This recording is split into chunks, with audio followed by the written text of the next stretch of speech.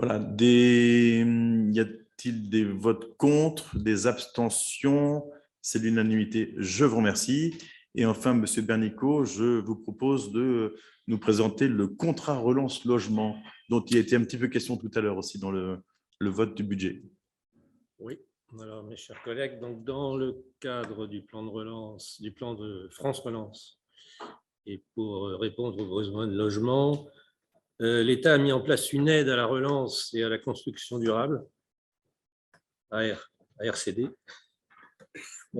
afin de soutenir et renforcer la production de logements. La commune de Viroflay est éligible. Alors, ça concerne les communes sur des territoires où le marché immobilier est tendu.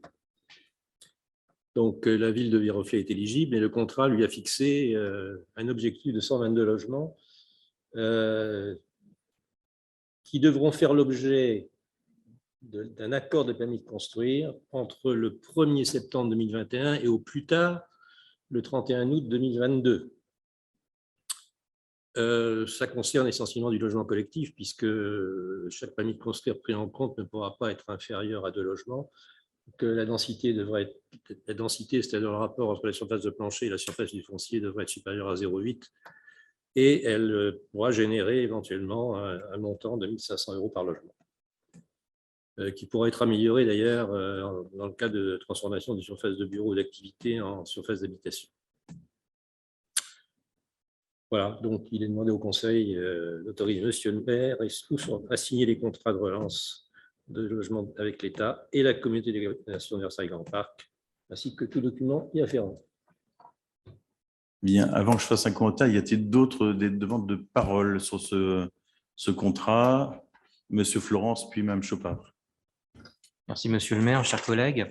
La Fondation Abbé Pierre, dans son bilan de février 2022, a pointé le retard en matière de construction et de logement, le choc de l'offre qui n'a pas eu lieu, une baisse des aides au logement et un retard accru dans la construction de logements sociaux. Pardon. Le contrat proposé vise à relancer le logement. Nous sommes évidemment favorables. Il fait référence au PLH. En avril 2021, Versailles Grand Parc a lancé la construction du PLHI pour 2022-2027. En commission, M. Sakidis et M. Bernicot nous ont précisé que la rédaction de ce plan débutait, et bien sûr, nous serons intéressés par sa lecture une fois celui-ci achevé. Je vous remercie. Merci. Alors, vous remarquerez que, je ne sais pas si on le remarque, en fait, sont éligibles les communes, toutes les communes de Versailles Grand Parc, sauf les communes carencées. Et notamment, on voit que le Chénet-Rocancourt, en fait, il n'y a pas d'objectif de production dans la dernière colonne, même si l'objectif est 258, l'objectif à la fin est de 0, puisque c'est une commune carencée. Donc, les communes carencées sont pénalisées en quelque sorte, et ne pourront pas bénéficier de cette aide financière. Le Viroflay n'est pas carencé, elle est déficitaire, puisque nous ne sommes pas à 25% de logements sociaux.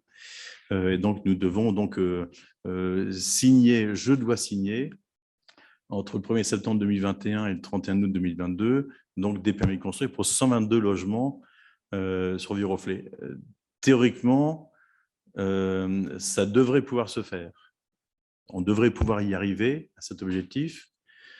Ceci étant, je voulais exprimer une chose, c'est le fait que c'est un contrat avec Versailles Grand Parc et toutes les communes, c'est quand même un peu une forme d'usine à gaz, et je suis surpris de voir que ce contrat s'appelle contrat de relance du logement, compte tenu du fait qu'on nous demande de le voter avant fin mars ou fin avril de cette année pour les permis de construire qui seront signés entre le 1er septembre 2021, c'est-à-dire il y a plus de 6 mois, et 31 août 2022.